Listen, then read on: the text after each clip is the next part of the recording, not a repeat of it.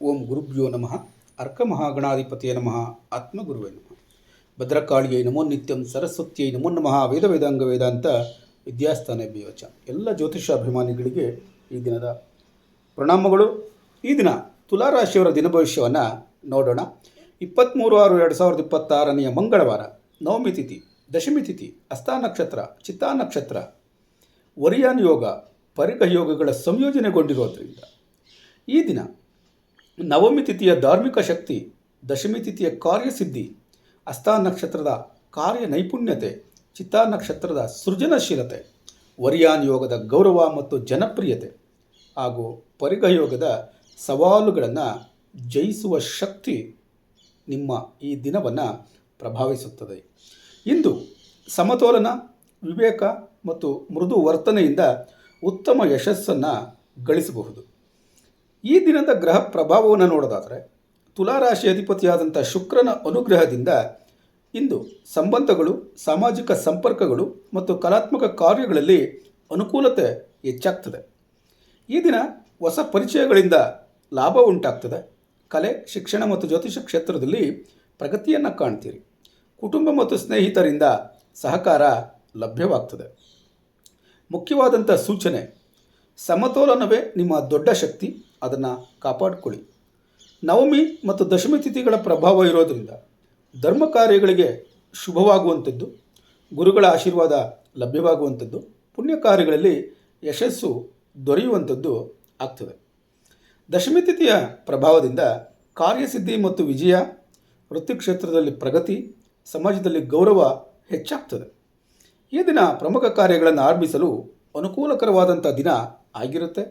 ನಿಂತಿರುವ ಕೆಲಸಗಳು ಪೂರ್ಣಗೊಳ್ಳುವಂಥ ಸಾಧ್ಯತೆ ಹೆಚ್ಚಾಗಿರ್ತದೆ.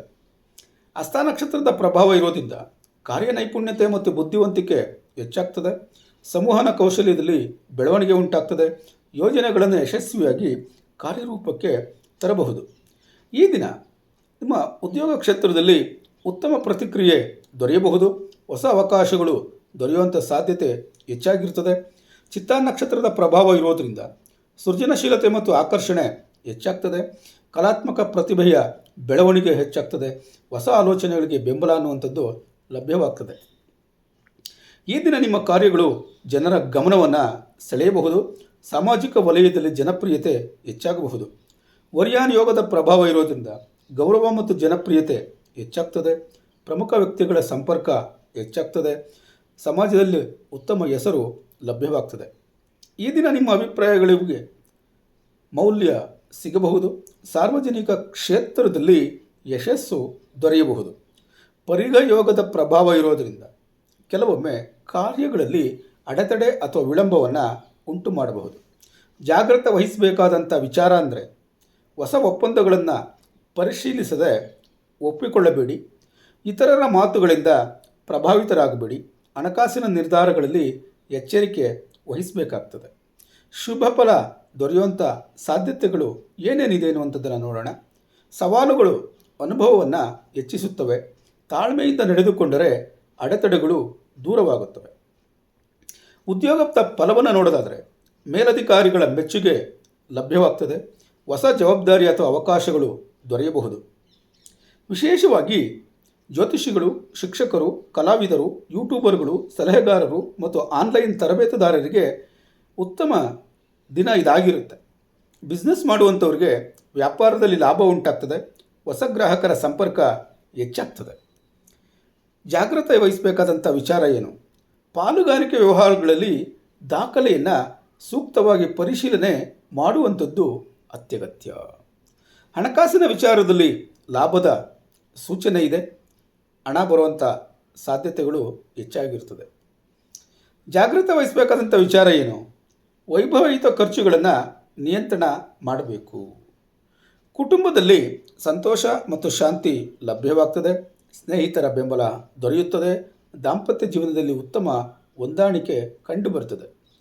ಆರೋಗ್ಯದಲ್ಲಿ ಗಮನಿಸೋದಾದರೆ ಬೆನ್ನು ನೋವು ಬರಬಹುದು, ಆಯಾಸ ಹೆಚ್ಚಾಗಬಹುದು, ನಿದ್ರೆಯಲ್ಲಿ ವ್ಯತ್ಯಾಸ ಉಂಟಾಗಬಹುದು.